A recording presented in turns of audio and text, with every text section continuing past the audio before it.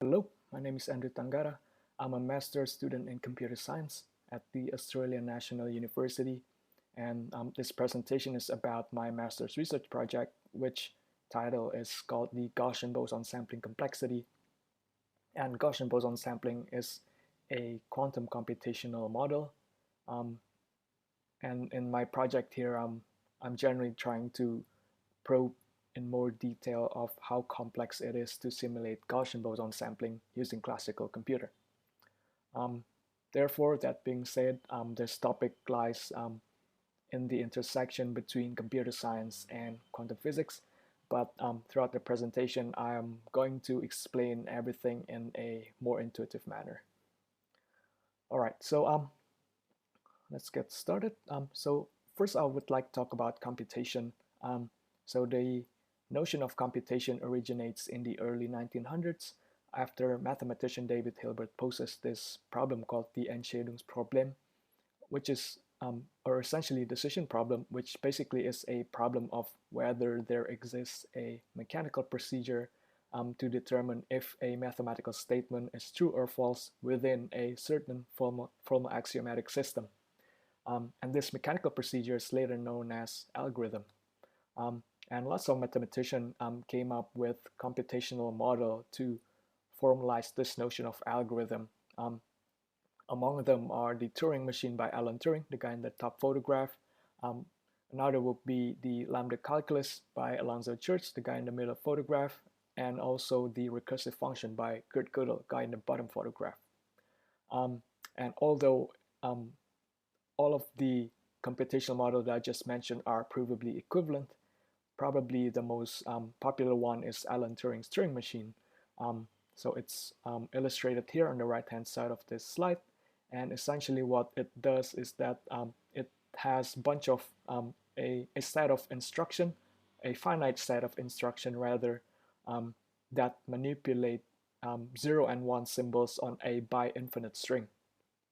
And that's how it does the mechanical procedure, which we will henceforth call computation. And eventually, long story short, people start inventing an actual device that can perform this algorithmic or computational procedure, which today we know as computers.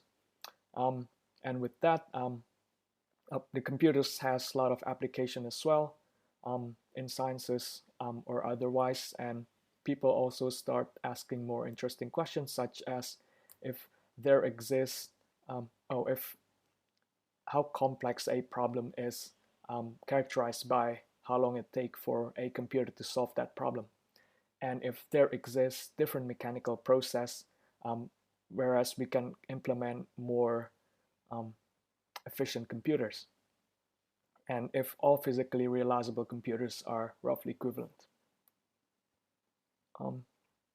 So an attempt to answer of this question realizes in the study of quantum computation, which essentially is computation using the laws of quantum mechanics instead of classical mechanics.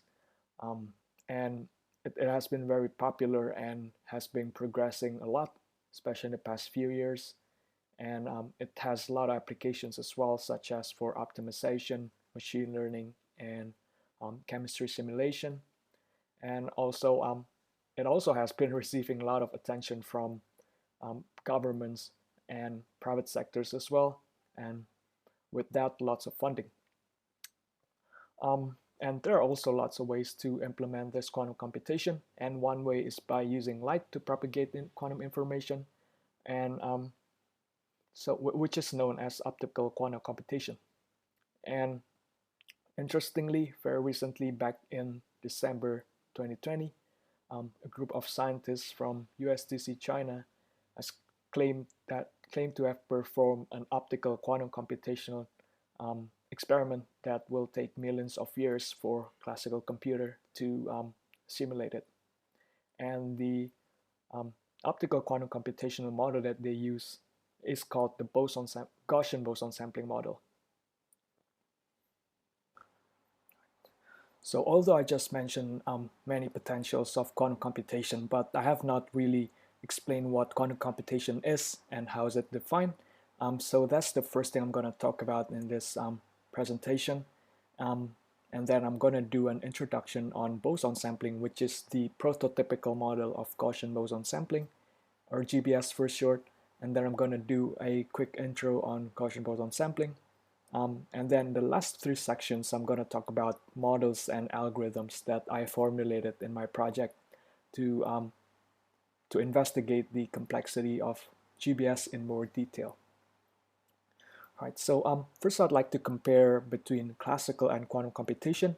So in classical computation, I have this operation called the logic gates, which operates directly on each bit of my input. So for instance, if I have 4 zeros as my input, then I have some logic gate U that can output 0 and 0 1. And every time I put 4 zeros into U, I will get 0 and 0 1. But in quantum computation, instead I will have this operation called the unitary operation, and it operates on the Hilbert space, which is a vector space instead of the space of binary strings in classical computation. Generally I will operate on this vector of complex numbers, which denoted by this alpha here, and by taking the modulus squared of these complex numbers, I can get the probability of all possible outcomes that I can get from my my quantum computation process. What that means is that the actual output value that I'm going to get from my quantum computation is going to be inherently random, and that random value is going to be distributed by this probability distribution that I kind of that is induced by the operation that I choose, this unitary operation. So now I still need a model to formalize the quantum computation, and the model I'm going to use throughout this presentation is the quantum circuit model. And although quantum Turing machine also exists and has been used, but its formalism is a bit more complicated compared to quantum circuit, and also most literatures that I refer to in this for this project use the quantum circuit formalism. And okay, so now quantum circuit generally consists of 3 stages. The first is preparation stage, denoted by S here, and that's also a unitary operation. And with that, I'm going to get my input state rho in, and generally the state I prepare is going to be initialized in a ground or vacuum state indicated by this 0, and then my input state rho in will go into the unitary operation we call the evolution, indicated by L here, and then after that I'm going to get my rho out, which is my output state.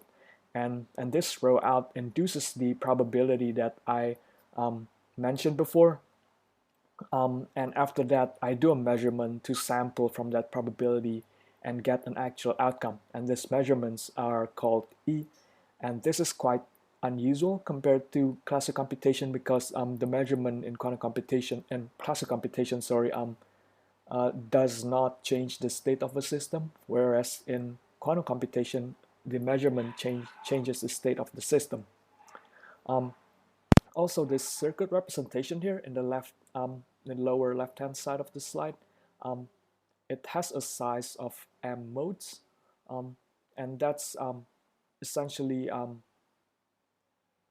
I'm going to define it here is just that I have m different inputs and m outputs.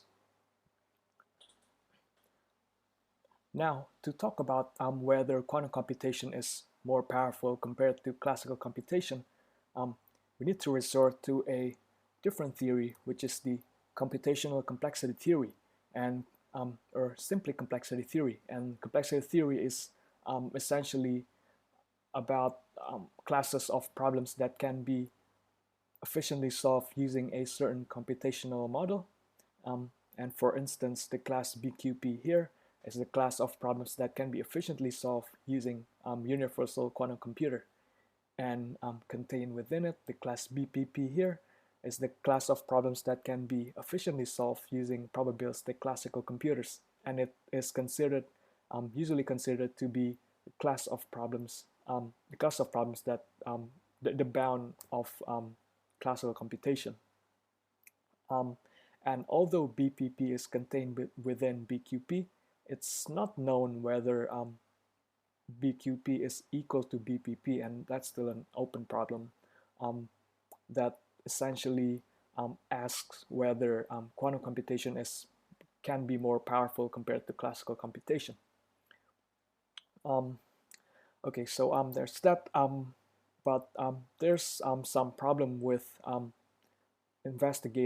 analyzing BQP because universal quantum computer is very hard and challenging to implement and realize physically, and therefore researchers in quantum computation has been looking at sub-universal quantum computational models, and one of the most popular sub-universal model is the boson sampling model, which was proposed by Scott Aronson and Alex Arkhipov in 2011, and it's also an optical quantum computational model. Now, to explain what boson sampling is, I would first like to introduce this toy model called the Galton board, which is basically a box with a bunch of pegs in it and a hole on top of it, which you can put a ball in. And if you drop the ball in, the ball will hit the pegs and eventually end up in one of the holes at the bottom of the box. And now, how many balls do we find in each holes at the bottom of the box is induced by a probability distribution that depends on how we arrange the pegs here. Now, in boson sampling, instead of balls and pegs, we have photons and beam splitters. The photon is a light particle, and beam splitters are a special kind of mirror represented here, which with certain probability will let photon pass through it, and with certain probability it will reflect photon to a different direction. And so I will have a bunch of these beam splitters in my boson sampling model. In fact, I'm going to arrange it such that it will form kind of a network of beam splitters, and I will call that network of beam splitters as the interferometer, and that's represented by this square here.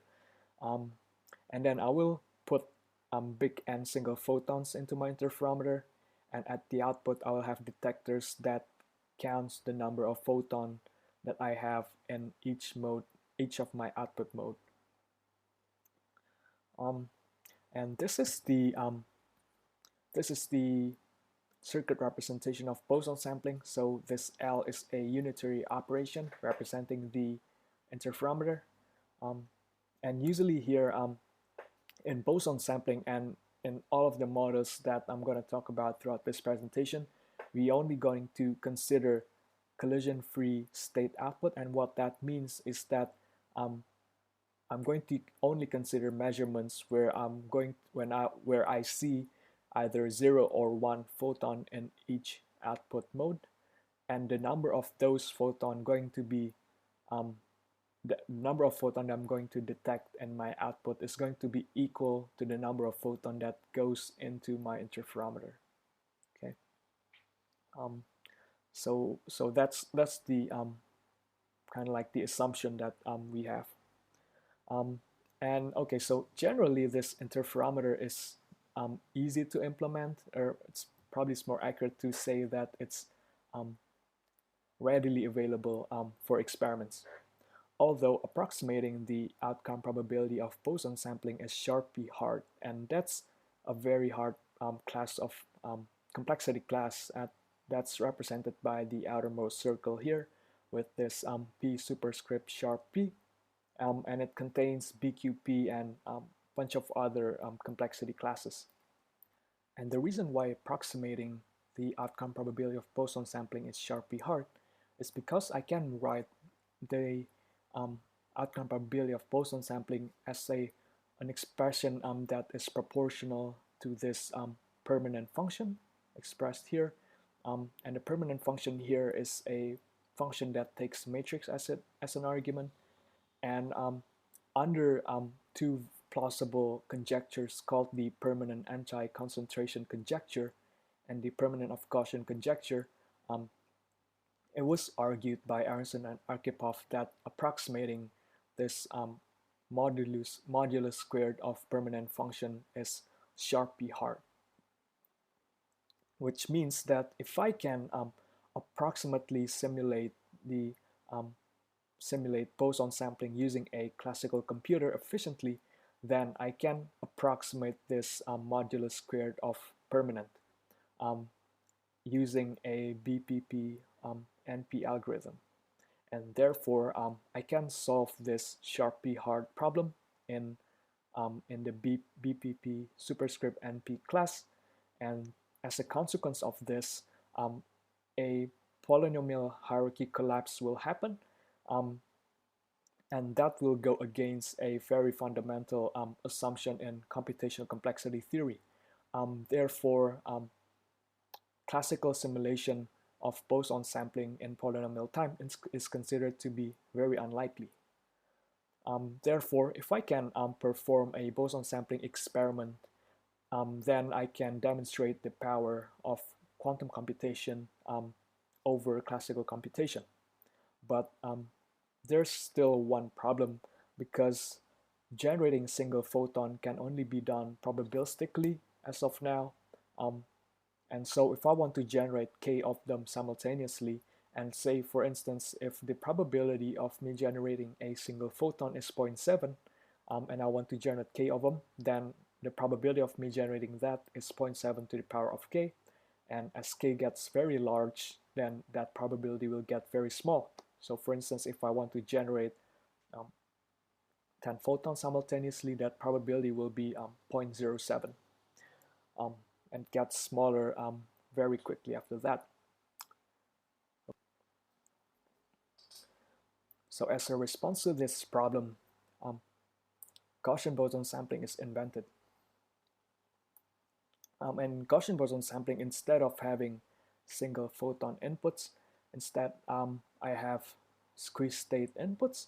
And how to generate that squeeze state input is by having this squeezing operator indicated by S operated on the vacuum state. And the squeeze state can be understood as a state that can be represented using a Gaussian distribution, such that the variance of one of its axes is squeezed. Its get is smaller compared to before. So in the representation here on the right hand side, you can see that the variance of the position quadrature is smaller, while the variance of the momentum quadrature is larger. Right. So the blue dots are the samples taken from this Gaussian distribution of the squeeze state, and the orange dots are the samples taken from the Gaussian distribution of a vacuum state. And what's nice about this squeeze states is that it can be generated deterministically in labs, although it's the outcome probability of GBS is also sharply hard to approximate, because it can be expressed in terms of this Hafnian function, which is also a function that takes matrix as an input. And the reason why it's sharply hard is because the permanent function can be expressed in terms of the Hafnian function and with this equality. Therefore, a Hafnian function is a more general function compared to the permanent function. And as the consequence of this, if I can approximate GBS using a classical computer in polynomial time, and then I will have this equivalence between these two complexity classes, and I will have a collapse of the polynomial hierarchy, which is against a fundamental assumption in complexity theory. And therefore, a classical simulation of GBS in polynomial time is considered to be very unlikely. Now what I would like to do is to investigate deeper on how difficult it is to simulate GBS using a classical algorithm. And so my supervisor and I formulate this algorithm called the pattern function GBS.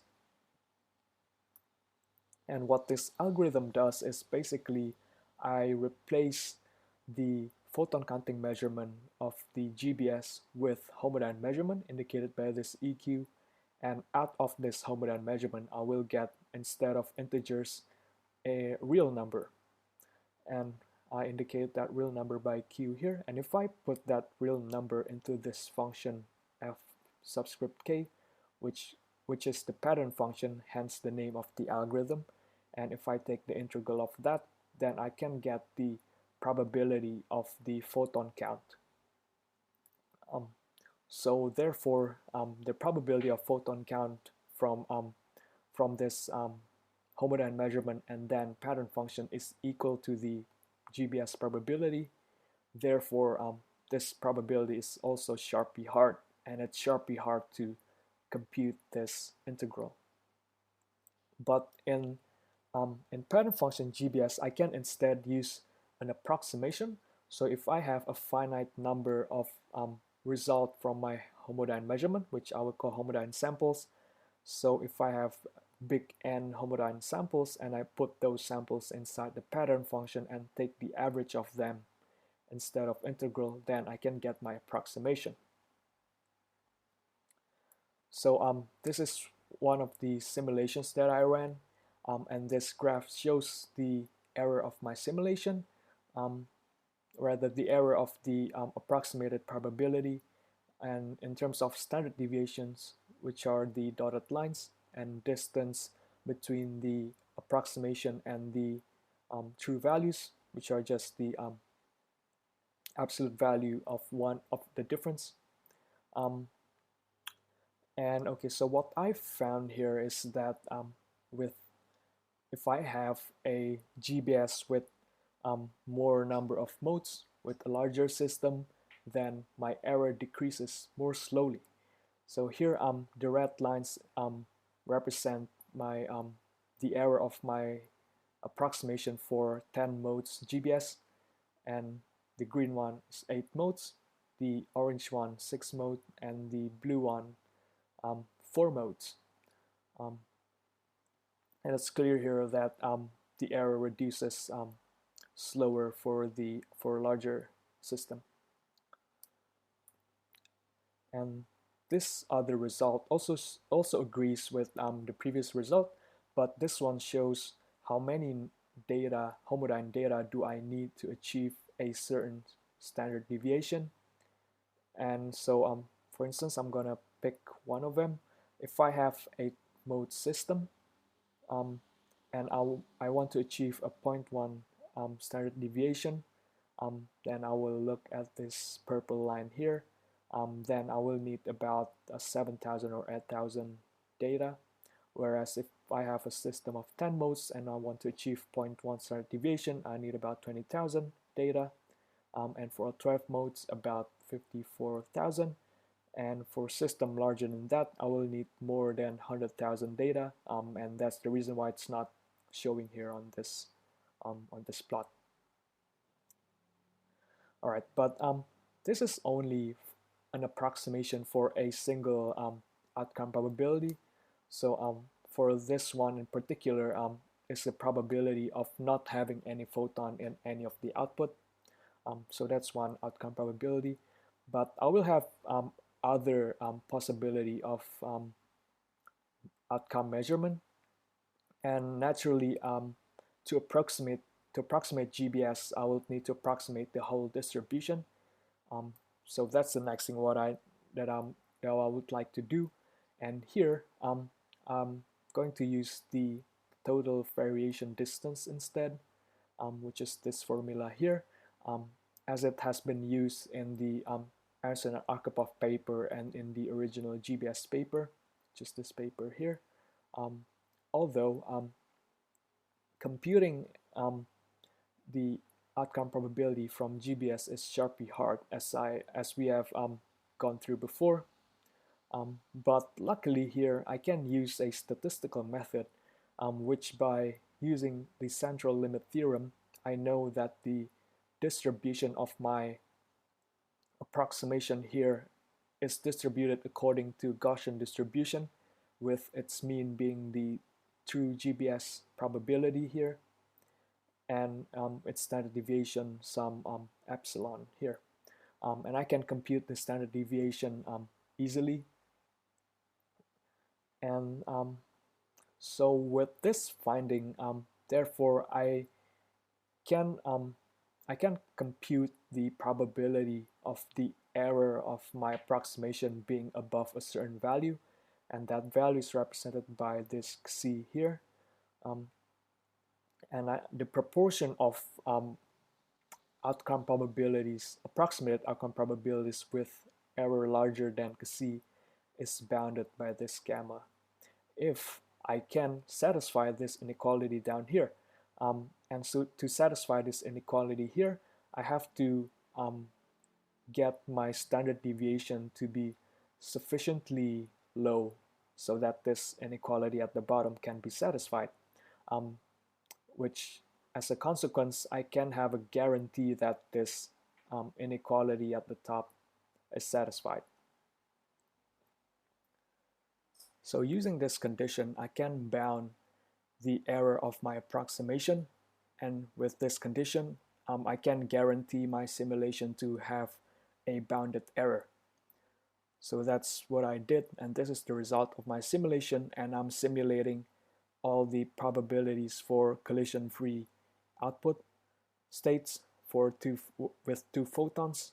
And in the chart here, the blue bars are my approximations, the green bars are the true values, and the red bars are the errors. And the red x-axis here indicates the collision-free states, and the y-axis is the probability. So you can immediately see some problems here because some of the blue bars are in the negative regime of the plot, and probabilities are not supposed to be negative.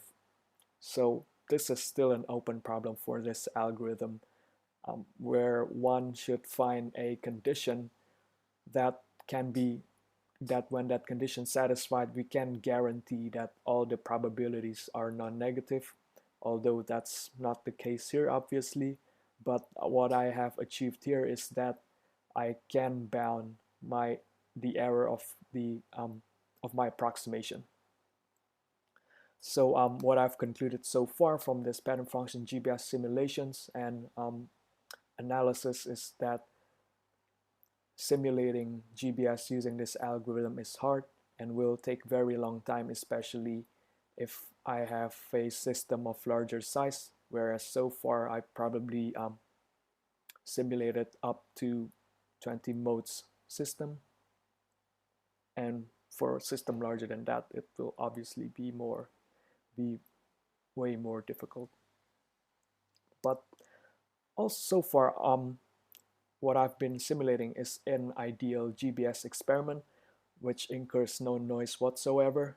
Although in real experiments, there will always be sources of noise, and I haven't considered that so far. So that is the next thing that I'm going to investigate into, and I will talk about this in the second part of this video.